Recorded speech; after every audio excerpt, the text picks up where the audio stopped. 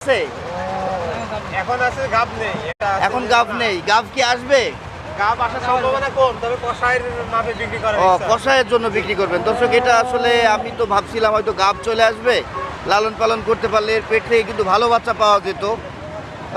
গাভীটা মনে হয় নষ্ট হয়ে গিয়েছে না, যার কারণে আর গাব আসতেছে না। কত দাম পেয়েছেন এটার?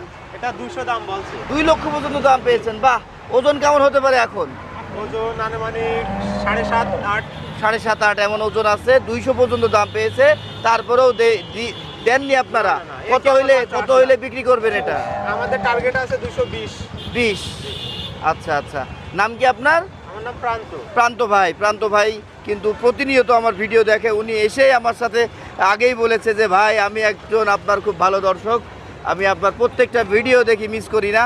তো প্রান্ত ভাই আপনার ফোন নাম্বারটা বলেন তো। আমার ফোন নাম্বার 01321413182।